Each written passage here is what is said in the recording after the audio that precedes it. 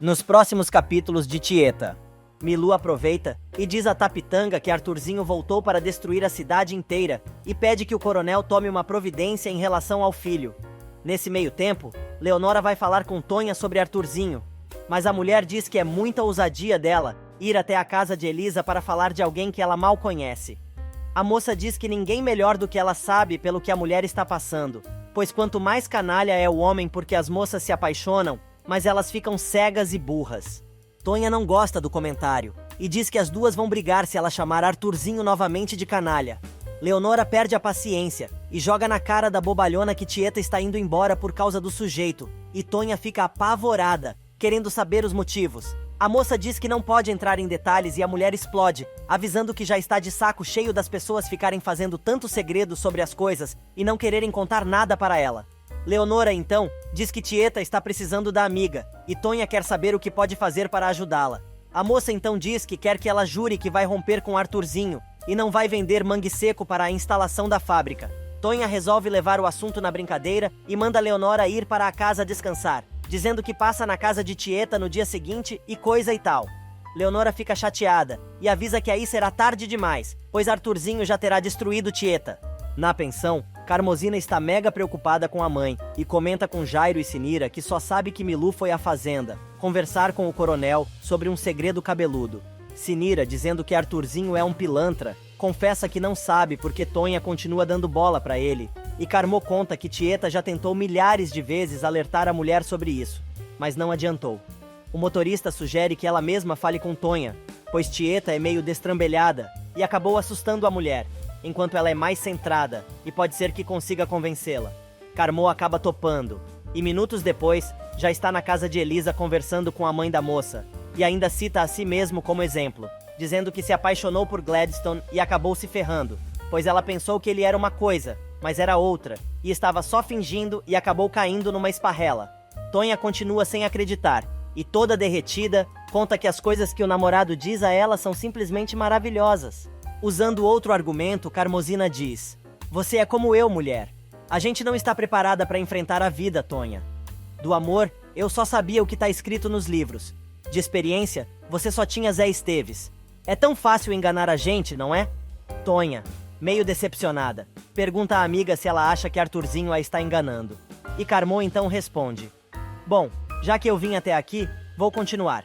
Tieta acha que ele está te usando para comprar o mangue seco e instalar a fábrica. E como Tieta é a única que pode impedir isso, reivindicando a parte dela na herança, Arthurzinho está fazendo chantagem com ela, e Tieta vai ter que ir embora da cidade." Apavorada, Tonha manda Carmosina calar a boca, afirmando que não quer ouvir mais nada. Nesse meio tempo, na sacristia da igreja, Imaculada, toda animada, conta a Ricardo sobre sua viagem a São Paulo, dizendo que já assinou o contrato com a editora, e querem que ela escreva outros livros. Entusiasmada, a mocinha diz que tem um monte de histórias na sua cabeça, vai ganhar dinheiro e ser famosa. O rapaz, sorrindo, diz que só quer saber se ela está feliz, e Imaculada responde que sim, mas ainda não conseguiu assimilar tudo o que aconteceu. Ricardo pergunta se ele ainda tem espaço na vida da moça, e ela diz que o carrega dentro de seu coração. O moço, tentando impressionar, dá uma de poeta e diz: "Quando você foi embora, me deu uma dor danada no peito. Agora eu sei que foi você quem levou meu coração quando viajou. Agora você deixa um pedacinho do meu coração ao lado do teu e me devolve o meu com um pedacinho do teu." E o casal acaba se beijando apaixonadamente ali mesmo. Mariano chega e, apesar de ter gostado do que viu, dá uma bronca e diz para eles terem compostura, pois ali é a casa de Deus. Arthurzinho vai à casa de Ascânio e diz a ele que não vai sair de seu escritório na prefeitura, e o secretário-geral do município dá um prazo a ele que termina no dia seguinte. O infeliz abre um sorriso e diz que aquilo é uma coincidência, perguntando ao seu arqui-inimigo se ele sabe o que vai acontecer no outro dia pela manhã, depois que Tieta for embora para São Paulo. Ascânio, que não sabia de nada, se surpreende com a novidade, mas a versão masculina de Perpétua, sem responder, só diz que ele e Tonha vão ao cartório em Esplanada para oficializar a venda de mangue seco para Abrascânio. O político avisa que não vai permitir que isso aconteça, mesmo que tenha que fazer uma loucura. Porém, o Cafajeste avisa que é melhor o cara ficar na sua e não se meter a besta, ou vai se arrepender. Furioso, Ascânio parte pra porrada e, agarrando o energúmeno pelo colarinho, quer saber que história é aquela de Tieta e Leonora estarem indo embora da cidade. Ele avisa que, se descobrir que o infeliz está ameaçando as duas, mas nem chega a completar a frase e mete o maior soco na cara do pilantra, dizendo que faria aquilo e muito mais. Os olhos do urubu de calças brilham de ódio e ele promete: eu vou te esmagar, Ascânio, como se esmaga uma barata. Depois que eu comprar o mangue seco e instalar essa fábrica, você vai ser prefeito de um lodaçal tão imundo e fedorento que nem os ratos vão morar lá. O babaca sempre bate na mesma tecla, né, dona Márcia? Continuando. Antes que o idiota vá embora, Ascânio, furioso, avisa que a coisa agora virou pessoal, mas Arthurzinho não nega fogo e responde que isso só é pior para ele. Milu finalmente chega em casa, e Jairo e Cirina dizem que todo mundo estava preocupado com ela. A mulher simplesmente avisa que vai para seu quarto, pois aquela foi a pior noite de sua vida e quer esquecer de tudo. Logo em seguida, Imaculada chega acompanhada por Ricardo. A garota conta que seu livro vai sair bem colorido e cheio de desenhos. Carmosina chega bem na hora que a mocinha está dizendo que voltou para a cidade com Gladstone, e diz a Carmo que ele vai dormir no caminhão para não incomodá-la. A mulher diz que Gladstone fez bem, pois não tem a menor intenção em cruzar com ele, até que o sujeito vá embora da cidade. Mas Imaculada tem uma novidade. Ela conta que o prestamista jurou que não arreda o pé do agreste, até o filho nascer. Do outro lado da praça, na casa de Perpétua, Arthurzinho diz a ela que Tieta vai embora para São Paulo no outro dia bem cedo. A mulher fica furiosa e diz que a irmã não pode sair da cidade por livre e espontânea vontade, pois o que ela quer é escorraçar Tieta da cidade, de preferência debaixo de cacete como da primeira vez. Furiosa, ela cobra de Arthurzinho sua promessa, dizendo que o cara prometeu expulsar a mulher a pontapés e gritando, afirma: agora você vem e me diz que ela vai embora assim, sem que eu tenha feito nada? Não é justo. Araci aparece no quarto e avisa Arthurzinho que Tonha está na sala esperando por ele. Perpétua segue o cara, mas ele manda que a Bruaca fique no quarto, enquanto conversa com a namorada. O bandido dá uma de coitado e, fazendo o maior drama, pergunta a Tonha como ela pôde acreditar em tanta barbaridade. Tchê! Desesperada, ela diz que não sabe mais em quem vai acreditar, pois cada um diz uma coisa. Com a maior cara de pau, Arthurzinho pergunta se alguma vez mentiu para ela, e como não dá ponto sem nó, quer saber se ela se lembra quem foi a primeira pessoa para quem ele contou seu maior segredo. Ainda mais confusa, Tonha pergunta por que Tieta está fugindo da cidade, mas o panaca afirma que não tem nada para dizer sobre o assunto, pois nem sabia que a cabrona iria embora do agreste. Para arrematar com chave de ouro a mentira, o canalha diz que para ele é indiferente se Tieta fique ou não na cidade, e ainda diz que a namorada faz bem em tirar toda aquela história a limpo com sua amiga. O palhaço ainda diz: eu só quero que você pense bem no que está fazendo, pois para mim, quando duas pessoas se amam, elas têm que confiar absolutamente uma na outra. Se houver alguma dúvida, é porque o amor murchou. E se você tem alguma dúvida a respeito do meu caráter, Tonha, eu prefiro que você esclareça tudo de uma vez. A mulher, muito humildemente, pergunta se ele pode acompanhá-la até a casa de Tieta, para que os três possam conversar. Era tudo que Arthurzinho queria. Se fazendo de vítima mais uma vez, ele diz: você tem consciência do que está me pedindo? A Tieta diz que eu sou um canalha. Baseada em quê? Com que provas? Você acha mesmo que possa existir uma criatura no mundo tão monstruosa que possa amar como eu te amei por interesse? Tonha, quando nós fomos pra cama, quando nós fizemos amor, você acha que eu estava fingindo o tempo todo? Você acha que eu abusei de você? Eu tô me sentindo um idiota agora, porque a mulher que eu amo, ou melhor, a mulher que eu pensei que me amava, eu agora já não sei mais o que pensar de você, Tonha. Você pode muito bem estar perto de mim só por causa do meu dinheiro.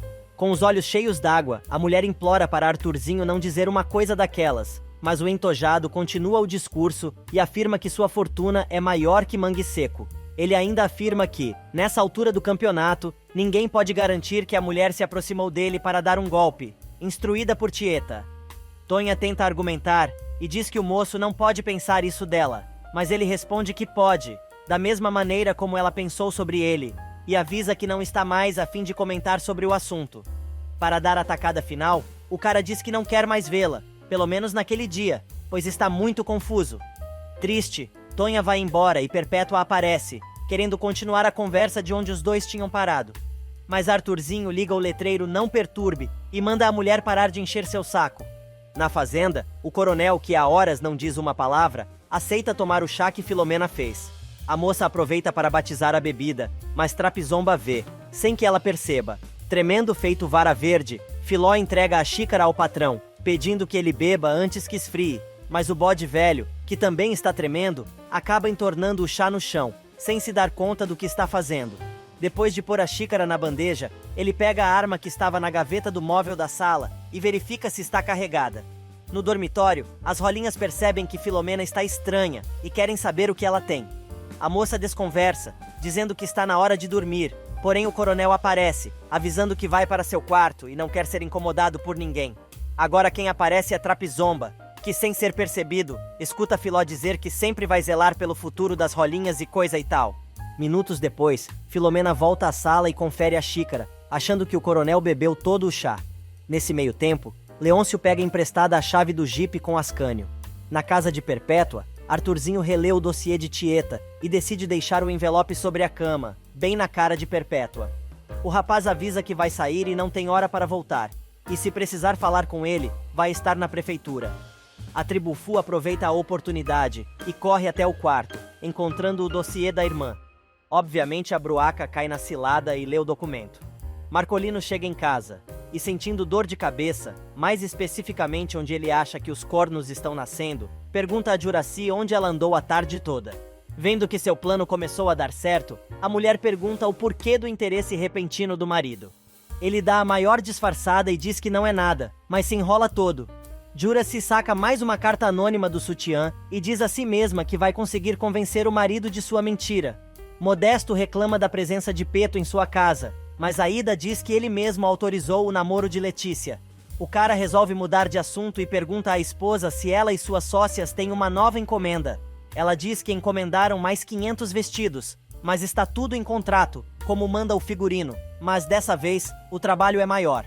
Folheando a pasta com os documentos, Modesto comenta que está impressionado com a grana que as mulheres vão ganhar com a produção de vestidos e ainda diz que nunca acreditou que Aida seria capaz daquilo. Mudando de assunto, a mulher quer saber sobre o registro de Júnior e conta que vão fazer uma festa para o batizado do menino. Para a surpresa de Modesto, ela diz ainda que vai ser a madrinha do garoto. Na casa de Amorzinho, Carol conta sobre o batizado do filho e quem ela escolheu para a madrinha, mas diz que estava pensando em Osnar para ser o padrinho do garoto. Porém, como está muito magoada com o rapaz, não sabe quem vai convidar. E adivinhem que bate na porta? Pois justamente, Amintas. Sem paciência, Amorzinho pergunta o que o cara quer, sem deixar ele entrar, mas o moço avisa que só pode dizer se for lá dentro. Carol, vendo que está sobrando, avisa a amiga que já está ficando tarde e precisa ir embora. Cosme vai até a pensão dizendo a Ricardo que soube que ele vai se candidatar a vereador e oferece seu apoio ao amigo, pois vai ficar na cidade, ajudando Mariano nas coisas da igreja. Imaculada aparece e o rapaz abraça a namorada, contando ao Padreco que seu modo de vida agora é outro. Cosme diz que vai ter que brigar muito com Mariano, pois ele quer celebrar o casamento do casal. Enquanto isso, Timóteo e Elisa, sentados no sofá, olham fixamente para a televisão, sem dizer uma palavra. Tonha aparece e descobre que o clipe ainda não começou. De repente, começa o clipe na TV, e Tonha, depois de dizer à filha que vai ver Tieta no dia seguinte, se senta para assistir. Linda, Elisa acaba se tornando o personagem principal da gravação. Enquanto Tonha baba de orgulho da moça, Timóteo não se conforma em ter que dar o braço a torcer. Elisa, no entanto, faz cara de chateada e pede para todo mundo deixá-la em paz, indo para seu quarto. Tonha e Timóteo não entendem na dica de nada. O rapaz comenta com a sogra que acha que Elisa ficou decepcionada, mas aí mesmo é que Tonha fica ainda mais confusa. Mas o moço diz que prefere a ex pessoalmente e vai embora para a pensão. Preocupada, a mulher vai conversar com Elisa e quer saber o que está acontecendo, enquanto a moça chora, sem dizer uma palavra. Finalmente ela confessa: "Eu tô muito feliz, mas muito triste ao mesmo tempo, porque depois que me vi naquela televisão, eu tomei uma decisão. Vou embora do Agreste." Osnar chega na casa de Tieta e descobre que a namorada está voltando para São Paulo no dia seguinte. Indignado, o rapaz pergunta como ela pode tomar uma decisão como aquela sem antes falar com ele. A mulher diz que é de Veneta e se cansou daquele lugar e sua gente. O cara resolve tomar uma atitude e, agarrando Tieta pelo braço, diz que só vai largar depois que ela contar tudo o que está acontecendo. A cabrona enrola, mas diz que não tem que dar explicação, mas o cara jura que não vai deixar ela sair da cidade, sem antes lhe contar tudo. Tieta confessa que está tentando ser forte, mas precisa ir embora. Desconfiado, Osnar quer saber que tem dedo de Arthurzinho naquele angu, e como a mulher não responde, ele acaba tendo certeza de que está certo. Cada vez mais bravo, o moço pergunta se a solução é fugir. Tieta acaba perdendo a pose, e indignada, diz que a solução seria acabar com a raça daquele canalha de uma vez. Mas, como isso não é possível, precisa ir embora. Ela pede que o cara saia de sua casa, pois não quer se despedir dele, mas Osnar deixa claro que, até o dia seguinte, ainda tem toda uma noite e sai, batendo a porta atrás de si. Leonora aparece em seguida, querendo saber se a madrasta contou a verdade para o namorado. Mas Tieta, sem responder, grita: "Não posso aceitar o que Arthurzinho está fazendo comigo sem reagir", saindo porta fora, sem dizer onde está indo. Leonora encontra a arma de Tieta e tem uma ideia. Na casa de Ascânio, Osnar pressiona o amigo para contar a ele o que está acontecendo. O rapaz diz que não pode dizer nada e empurra o amigo para fora de sua casa. Ele também encontra sua arma, que estava na pasta de trabalho. Quem também está carregando o tambor da pistola é Helena, que esconde o revólver em sua bolsa e sai, pé ante pé, da pensão de Milu. Nas ruas da cidade, o clima é tenso. Até Bafo de Bode, que estava dormindo no banco da praça, acorda com a energia negativa que paira no ar. Na prefeitura, Arthurzinho caminha de um lado para o outro em seu escritório quando percebe que alguém está chegando. A porta da sala se abre e o cara, calmamente sentado no sofá, diz que não está com paciência nenhuma para aturar o indivíduo naquele momento.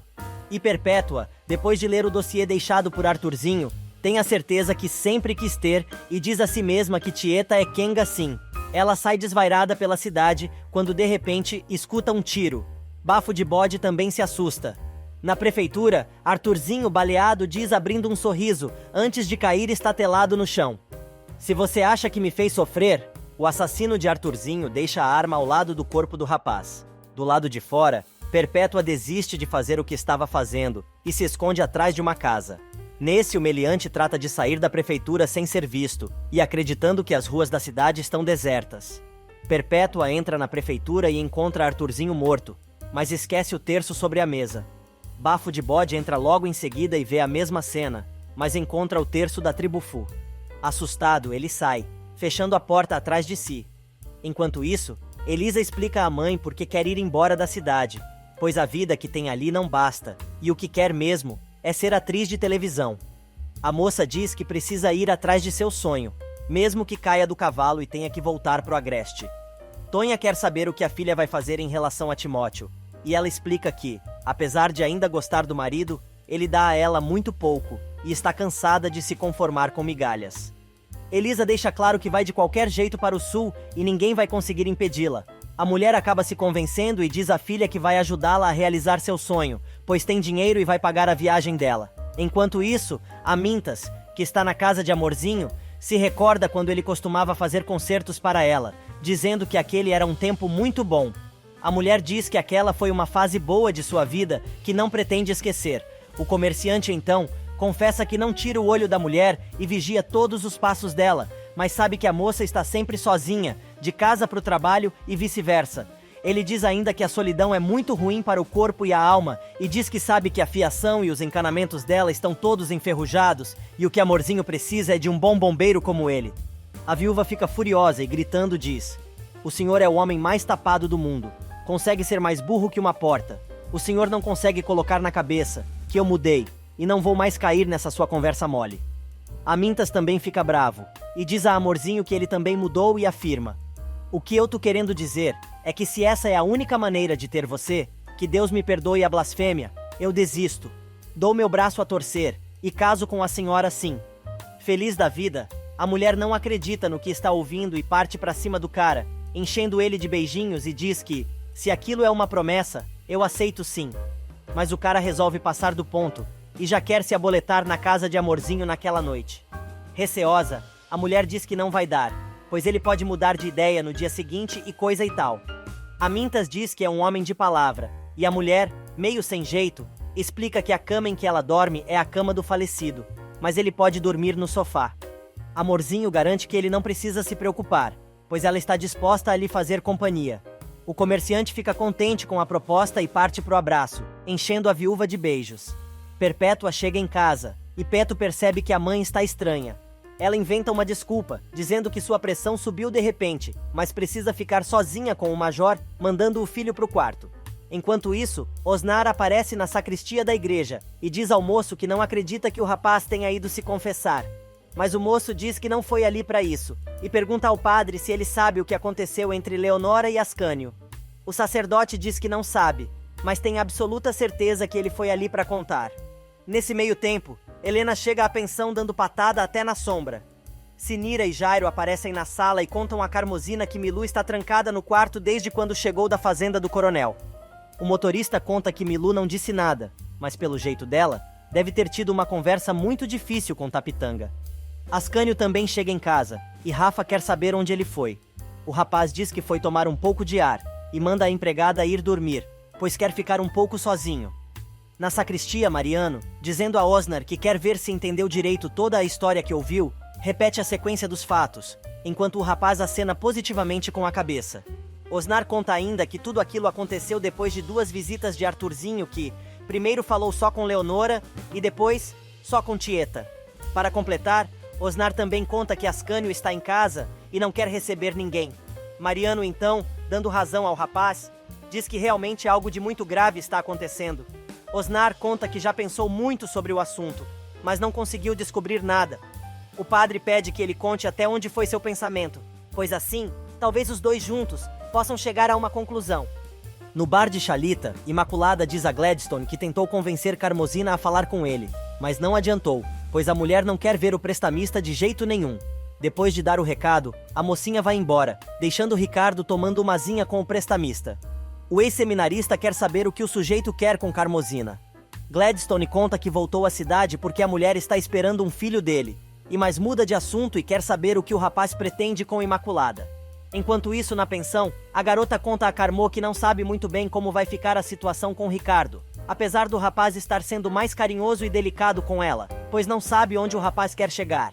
Tieta continua arrumando as malas, esbravejando contra Arthurzinho quando Leonora aparece no quarto e a mulher quer saber onde a cabrita foi. A garota conta que foi dar uma volta e a cabrona diz para ela não arrumar suas coisas ainda e confessa que está se estranhando, pois não consegue entender por que ela mesma está com tanta pressa de fugir da cidade.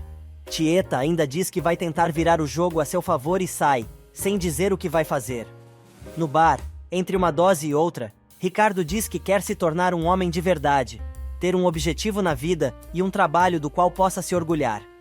Gladstone resolve alertar o rapaz para a realidade da situação e diz que Imaculada está passando por uma significativa mudança em sua vida, com a história de virar autora e coisa e tal, e isso pode mexer muito com a cabeça dela. Mas Ricardo, mais maduro do que parece, responde: se Imaculada for embora e me deixar para trás, é porque tudo nunca passou de uma ilusão e ela nunca gostou de mim, como diz que gosta. Mas isso não vai acontecer, pois tenho certeza que Imaculada vai esperar por mim. Filomena, de mala pronta, sai pé ante pé da fazenda, tentando não ser descoberta. Mas na hora em que ela está saindo, o coronel começa a gritar, chamando por ela. A moça encontra o bode velho sem calças, de chapéu e sentado atrás da porta do quarto. Ela ajuda o patrão a se levantar e o acomoda na poltrona. De repente, Tapitanga começa a pedir que ela vá embora e coisa e tal. A moça se assusta, achando que o coronel vai descobrir tudo, mas ele começa a delirar, dizendo que sabe que está na hora dela dormir, mas não quer ficar sozinho, pois está com muito medo do escuro e conta que ouviu uma coruja agorando. Assustada, a moça diz que vai ficar e avisa que já lá fora e já volta. Enquanto isso, Tapitanga continua imaginando coisas. Na sala, Trapizomba pergunta a Filó se ela mudou de ideia e a moça quer saber como o Capanga descobriu a respeito de sua fuga. Trapizomba, dizendo que não é burro como o coronel costuma dizer, conta que ouviu a conversa da moça com as rolinhas e percebeu que Filó estava se despedindo delas. Surpresa, a moça quer saber por que ele não contou nada ao coronel, e ele diz que não queria se meter. Filó então pede a Trapizomba que leve um recado para ela. Na casa de Perpétua, Araci avisa a patroa que ela tem visitas. A mulher, que mal teve tempo de tapar a caixa misteriosa com a colcha da cama, reclama da hora, mas a empregada conta que é Tieta. A Bruaca corre para saber o que é, e a cabrona manda a irmã chamar Arthurzinho, pois quer falar com ele. Perpétua diz que isso não é possível, e Tieta quer saber por quê. Depois de pensar um pouco, a Tribufu resolve dizer que o rapaz saiu bem cedo e ainda não voltou. Tieta então pergunta se a irmã sabe onde o rapaz foi, mas a mulher diz que ele também não informou isso a ela. De repente, a Bruaca se lembra que Arthurzinho disse, antes de sair, que iria até seu escritório na prefeitura e ia demorar por lá. Já dando seu bote de jararaca do mal, a infeliz diz: "Mas sabe, tietinha, eu se fosse não ia lá porque ele saiu daqui com o ovo virado. E como você tá meio nervosa, vai sair o maior arranca-rabo." Levantando o dedo, a cabrona responde que se isso acontecer vai ser melhor ainda, avisando que vai atrás do desgraçado. "Cara, a Perpétua é do Peru, kkk."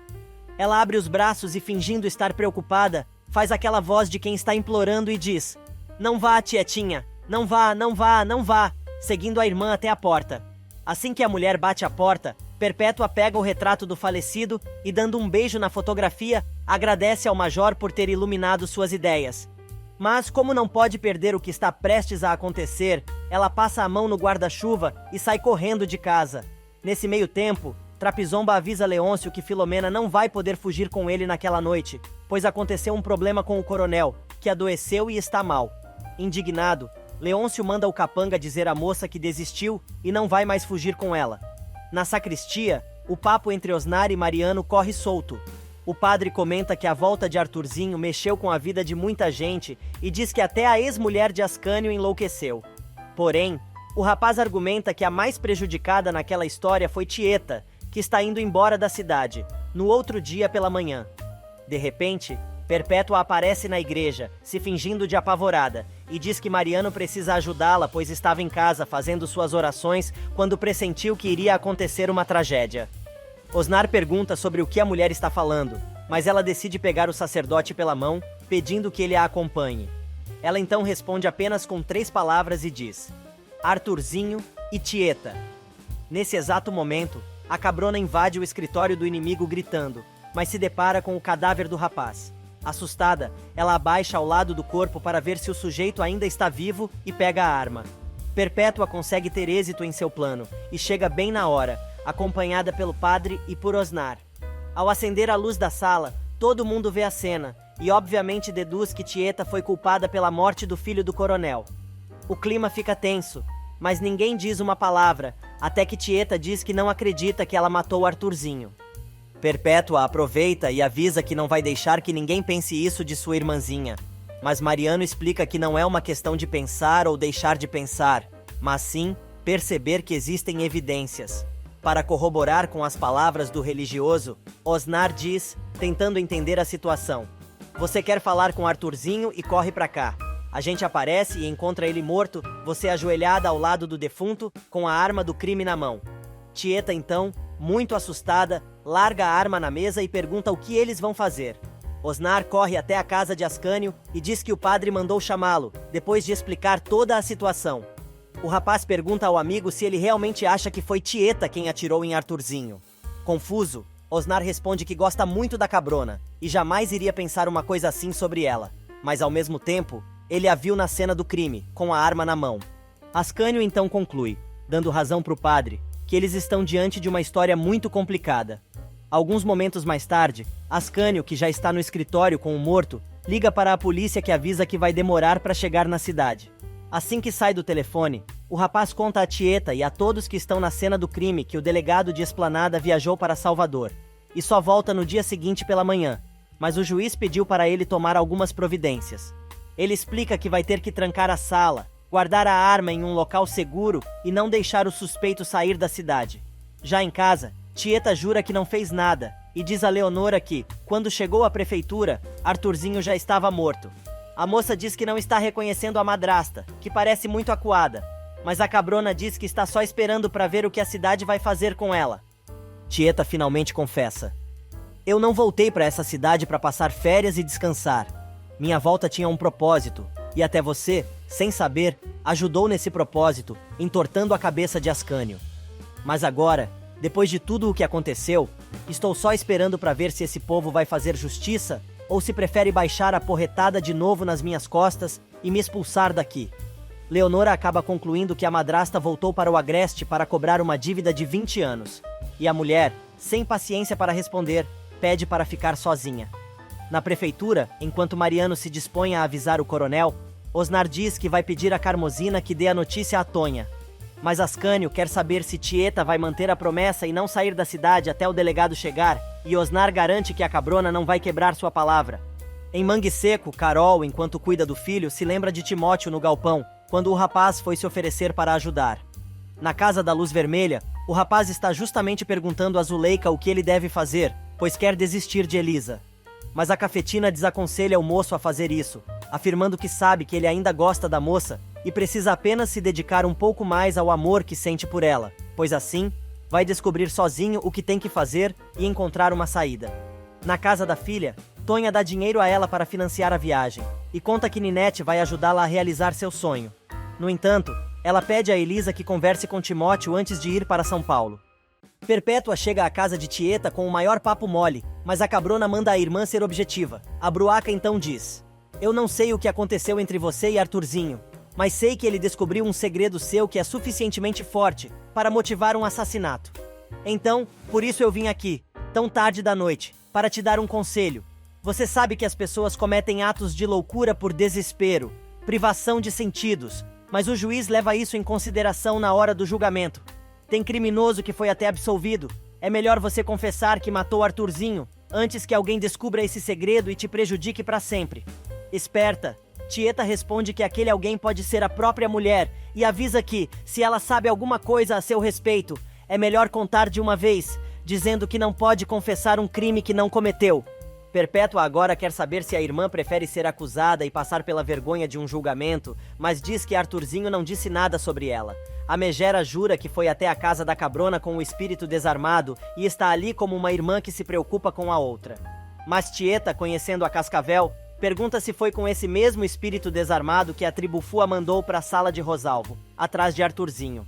Perpétua se faz de desentendida e a cabrona repete a história, mas acrescenta outra pergunta e quer saber por que a mulher disse, quando as duas estavam na casa dela, que o encontro com Arthurzinho poderia acabar muito mal.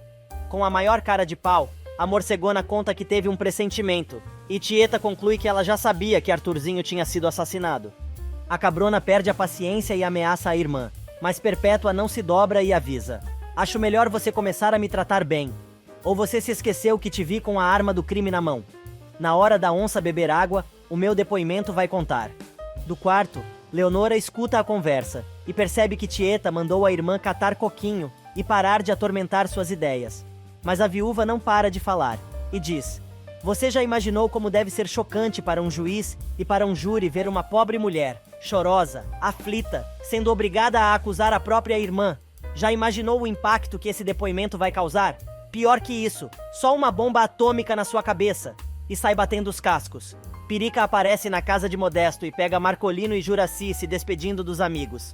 Ele conta que aconteceu algo muito sério na prefeitura e pede que os dois sujeitos o acompanhem até lá. Na pensão, Osnar acorda Carmozina e conta o que aconteceu na prefeitura e achou que ela seria a pessoa mais indicada para dar a notícia a Tonha. Ascânio, por sua vez, conta a Bebê e Rosalvo que o chefe deles foi assassinado. Carmozina aparece e diz que vai imediatamente conversar com Tonha, e o secretário-geral da cidade explica que os funcionários da Brascânio não vão poder tomar qualquer providência até o delegado chegar, pois a sala foi lacrada. Mariano chega à fazenda e Filó conta que desde a discussão que teve com Arthurzinho, quando expulsou o filho de casa, o coronel está muito abalado. No entanto, o padre afirma que precisa conversar com Tapitanga, e o assunto é muito sério e urgente. Carmozina chega à casa de Elisa e, com todo cuidado, prepara Tonha para contar sobre Arthurzinho. Nesse exato momento, enquanto o pároco da cidade conta ao coronel o que aconteceu com seu filho, Carmô diz a Tonha que descobriu a verdade, mas não quer acreditar. Porém, Carmozina confirma a notícia e a mulher fica em choque. Na fazenda, o coronel diz ao padre que ele chegou atrasado, pois já sabia que o rapaz estava morto, pois, desde que Arthurzinho voltou para a cidade, percebeu nos olhos do moço que ele já estava morto há muito tempo. Mariano fica preocupado com as coisas que o bode velho está dizendo, mas o homem diz que fez a cama, e agora vai ter que se deitar nela, pedindo que o padre vá embora e o deixe sozinho. O coronel começa novamente a dar tapas no ar, ouvindo grunhidos, e o sacerdote resolve ir embora. Trapizomba chega em casa e diz a Filó que Leôncio mandou avisar que não quer saber mais dela, e ficou muito chateado. Na casa de Elisa, tentando se controlar, Tonha diz que seu namoro com Arthurzinho foi muito bonito, mas desde o início percebeu que tinha algo de estranho no rapaz. Ela diz ainda que todo mundo falava mal dele, mas o coração dela não queria acreditar.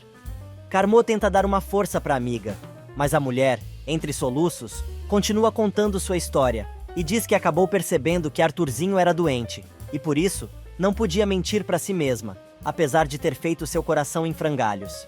Calada, Elisa chora em silêncio pelo sofrimento da mãe.